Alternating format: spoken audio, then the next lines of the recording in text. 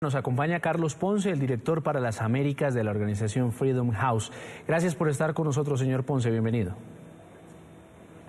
No, muchísimas gracias, Carlos, por la invitación. Es un placer para mí estar presente en el programa esta tarde.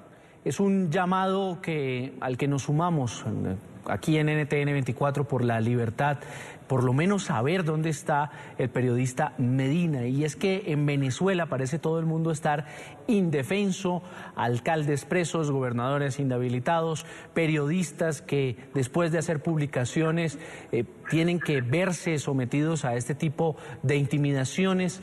¿Qué es lo que está pasando en Venezuela? Es la pregunta que todo el tiempo nos estamos haciendo y que no logramos responder. Bueno, simplemente eso es un estado criminal manejado por bandas criminales desde la presidencia de la República hacia abajo. Son todo un estado controlado por planes, por grupos narcotraficantes, desde el presidente de la República, cada uno de sus ministros.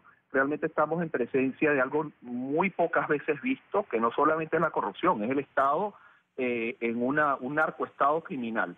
Lo que nos preocupa de Jesús Medina es que él ya había venido cubriendo una información muy delicada, está cubriendo una información de cómo funcionan las cárceles en Venezuela, donde los planes, los grupos de presos controlan las cárceles, donde controlan el negocio de comida, donde controlan el licor, controlan la prostitución, y todo eso es aceptado. Controlan los secuestros dentro de la cárcel, los que secuestran afuera. Para eso necesitan un banco adentro. No es la primera vez que se denuncia que existen bancos. Ya se dio una denuncia antes y enseguida retiraron la agencia del banco de otro de los penales.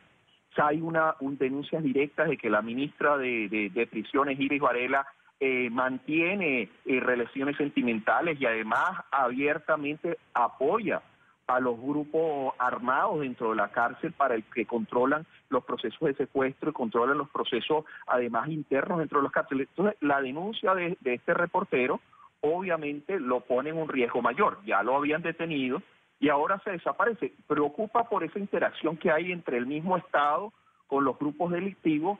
¿Qué puede haber pasado con él? Sobre todo un reportero de un medio que había sido ya amenazado bajo el mismo gobierno. Si vemos las declaraciones de Tarek Al-Hassami, el vicepresidente, y de algunos de los ministros del mismo presidente, han atacado el medio donde este reportero trabaja en varias oportunidades. Entonces no se sabe si esto es una obra de los planes directamente o de un gobierno criminal, ¿no?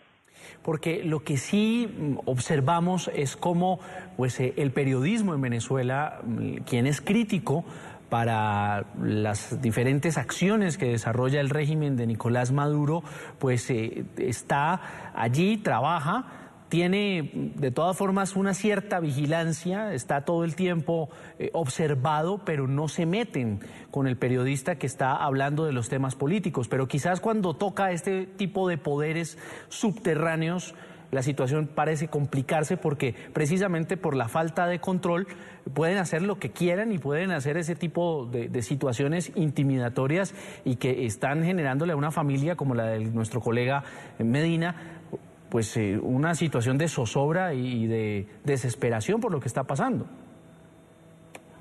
Sí, no, lo grave es que en otros casos se los han secuestrado, los han golpeado y los liberan. Más de un reportero lo han golpeado, lo liberan, lo asustan. Otros se han tenido que ir del país. Hay muchos reporteros que se han tenido que ir del país cuando han sido amenazados porque se meten en algunos temas. Por ejemplo, un reportero que se metió en el tema del arco minero se tuvo que ir inmediatamente del país porque su familia y él sintieron las amenazas directas del mismo régimen y de los grupos criminales que operan. El gobierno no acepta ciertas áreas que son áreas neurálgicas, y estos planes y estas conductas criminales son parte de lo que mantienen al régimen estable. Necesita de estos planes, necesita de esta actividad criminal, y al haberse metido en esa denuncia, yo creo que lo puso a él en un riesgo mayor.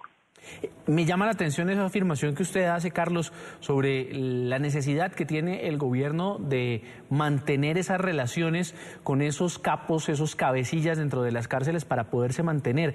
¿Podemos explicarle a nuestros televidentes en América Latina qué es lo que sucede en las cárceles venezolanas?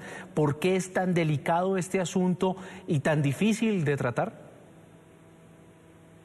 Bueno, es que no solamente los PRANIS, que son los que controlan las cárceles, controlan el interno de las cárceles, por eso tienen tantas ventajas, tienen discotecas dentro de las cárceles, manejan una red de prostitución dentro de las mismas cárceles, manejan el servicio de comida, manejan el secuestro fuera de las cárceles, se mantienen, incluso tienen habitaciones de lujo dentro de las cárceles, es toda una cosa bastante bizarra lo que pasan ahí.